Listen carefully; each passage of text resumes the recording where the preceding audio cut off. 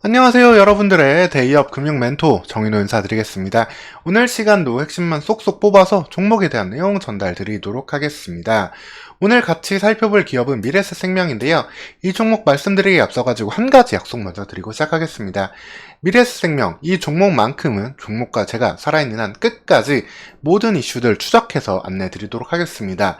이 종목이 대체 왜 오르는지, 왜 떨어지는지, 어떠한 가능성이 있을지, 어떠한 리스크를 안고 있는지까지 제가 끝까지 추적해서 안내 드릴 테니까 여러분들은 데이업 안에서 편안하게 영상 보시면서 대응해 가시면 되겠습니다.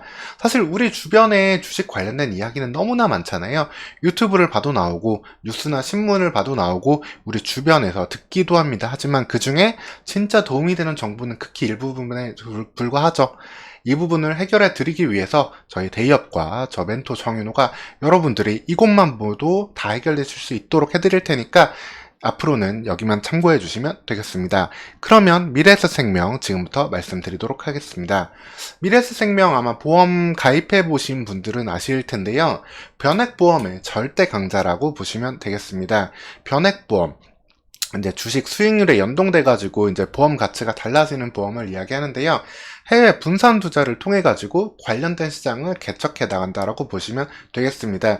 이 미래에셋 금융그룹은 위에 박현주 회장이 있잖아요. 박현주 회장을 두고서 해외 투자에 항상 적극적으로 진심으로 나섰었기 때문에 관련해 가지고 좀 선제적인 좀 포트폴리오 구축 능력이 있다라고 보시면 되겠습니다. 그래서 다른 보험사들이 안전자산 위주로 운용하는 것과는 달리 미래에셋 생명은 보험 상품을 통해서도 안정되면서도 높은 수익을 추구하는 형태라고 보시면 되겠습니다. 근데 이런 미래에셋생명이 현재 자회사 완전 편입설이 계속해서 나오고 있는데요. 관련해서 좀 주가가 그래서 과잉으로도 올라가 있는 부분도 있습니다. 이런 이야기가 왜 나오는지도 말씀드리도록 하겠습니다. 그러면 미래에셋생명은 현재 돈을 어떻게 벌고 있는지 이 부분 말씀드리도록 하겠습니다. 이제 보험사들은 2023년이 큰 변화의 시기였어요. IFRS 17이 이제 도입이 되면서 이걸 따라서 이제 보험 가치를 CSM으로 매기게 됐습니다. 이제 보험이 앞으로 미래에 얼마만큼의 가치가 있는지를 미리 부채로 계산을 하고 거기에 따라서 상각하면서 이익을 얻는 방식이 되었는데요. 여기에 그래서 신계약 판매건들도 이 CSM으로 계산을 하게 됩니다. 여기에서는 사실 변액보험의 가치를 높게 계산을 하지 못하는 방식이 되었어요. 그러다 보니까 미래에셋생명도 다른 시기보다는 2023년에는 종신과 정기보험 판매를 다소 좀 집중을 했다 라고 보시면 되겠습니다. 사실 뭐 이 부분은 어떻게 보면은 미래에셋생명의 좀 포트폴리오가 조금 더 안정되었다 라고도 보시면 되겠습니다. 변액보험에 따라서 강점이 있는 건 분명히 맞지만 변액보험을 판매는 약간 시장 영향하고도 관계가 있거든요. 시장이 좀 안 좋아진다라는 얘기가 나올 때는 아무래도 사람들이 변액보험 가입을 좀 꺼려하기 때문에 이 부분에 대해서 좀 약점이었던 것이 이번 회계제도 변경 시즌과 맞물려 가지고 일반 보험 상품의 판매 영업력을 좀 늘렸다라고도 보시면 되겠습니다. 그래가지고 이제 연납화 보험료를 이야기를 하는 게 이 APA라고 얘기하는데요. 실질적인 보험료 납부 금액들 수치화한 거라고 보시면 되겠습니다. 관련해서 일반 종신과 정기보험의 비중이 크게 늘어났다는 걸 여기서도 확인을 해 볼 수가 있겠습니다. 그러면은 이 변액 계정 자산 운용을 어떻게 하는지도 살펴보도록 하겠습니다. 보험사들이 돈을 벌기 위해서는 결국엔 두 가지 방법이 있거든요. 하나는 보험료를 받아가지고 보험료의 위험률을 관리해야 되는 부분이 있고, 보험료를 뭐 100만원을 받았는데 고객들한테 100만원 이상 보험료로 줘버리면 손해잖아요.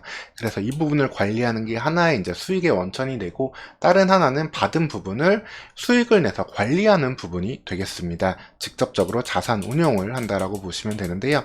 이 부분 같은 경우도 타사는 채권 등 안전 중심으로 하지만 미래에셋생명은 변액 계정과 일반 계정에서도 조금 더 공격적인 포트폴리오 운영을 한다라고 보시면 되겠습니다. 해외 분산 투자, 중장기적 글로벌 자산 배분에 집중해가지고 변액보험 업계 트렌드를 선도하고 있고요. 누적 수익률 54%를 유지하면서 안정된 수익률을 구가하고 있다라고 보시면 되겠습니다. 그리고 이 부분이 이제 더 의미가 있는 부분은 여기 뒷부분 이제 일반 계정에서가 되겠습니다. 일반 계정에서도 물론 채권 같은 비중을 많이 가져가고 있지만 10%나 되는 비중을 해외 증권에 가져가면서 해외 주식에도 투자를 하고 있습니다. 주로 미국 쪽으로 들어가 있고 유럽이라든가 이머징 마켓에도 들어가면서 미국이 계속해서 성장한다면 타사와 차별되는 운용 수익률을 거둘 수 있다라고 보시면 되겠습니다. 이렇기 때문에 미래에셋생명은 자신들의 운용성에 더 강점을 두고 있기 때문에 어떻게 보면 외부 평가에 구애받지 않고 이 회사를 온전하게 운용하고 싶어하는 부분이 좀 있습니다. 그래서 미래에셋에서 미래에셋 자회사로 완전히 좀 편입하려고 하는 모습이 있는데, 이 부분에 대해서는 일단 계속 부인을 하고 있는 상황이지만 지속적인 추적이 필요한 만큼 해당 이슈도 제가 챙겨서 안내 드리도록 하겠습니다. 그리고 또 이제 보험사를 볼 때 킥스라고 하는 비율이 나오는데요. 은행에서 뱅크런이 나왔을 때 얼마나 대응할 수 있냐 같은 비율이라고 보시면 되겠습니다.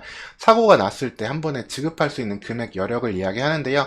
100% 아래가 되면 이제 이 부분을 끌어올리도록 권고가 되는데 200%대로 상당히 안정적인 수준으로 이 부분도 관리를 하고 있다라고 보시면 되겠습니다. 미래에셋생명의 이제 추정 재무제표를 좀 보면은 꾸준히 영업이익은 안정되어 가는 걸 볼 수 있고, 이제 2021년, 2022년 같은 경우에는 IFRS 4를 적용했었기 때문에 이거를 동일하게 계산을 할 수가 없어요. 사실 보험사들 같은 경우는 이렇게 회계 기준이 좀 바뀔 때마다 실적이 좀 그래서 변동되는 부분이 있는데, 다행히 이번 IFRS 17 관련해서는 무난하게 다들 잘 적응을 했다. 이 CSM으로 이제 자산과 수익을 계산을 해야 되는데 이 부분을 잘 넘겼다라고 보시면 되겠습니다. 그래서 미래에셋생명에 대해서 결론을 말씀드리면은 변액보험 중심의 생명보험사로 관련된 시장에서는 2위보다도 시장 점유율이 10% 이상 앞서고 있는 경쟁 우위가 있다. 다른 보험사들은 이렇게 틀을 바꿀 수가 없거든요. 그래서 금융시장이 좀 더 좋아질 때 강점을 가질 수 있는 생명보험사라고 보시면 되고, IFRS 17 도입 이후에 일반 종신보험 판매도 오히려 늘려가면서 이 부분에 대한 경쟁력도 추가로 확보했다라고 보시면 되겠습니다. 그리고 이제 완전 자회사 편입 후 자진 상장 폐지 이슈가 존재하는데, 이 부분 때문에 증권사들의 이제 목표가 리포트 나오는 가격 있잖아요. 그거보다도 주가가 좀 높게 형성되어 있는 부분도 있어요. 근데 이 부분이 어떤 식으로 진행이 될지 2024년에도 계속 이슈가 나올 텐데, 관련 부분들 제가 바로바로 확인해서 전달 드리도록 하겠습니다.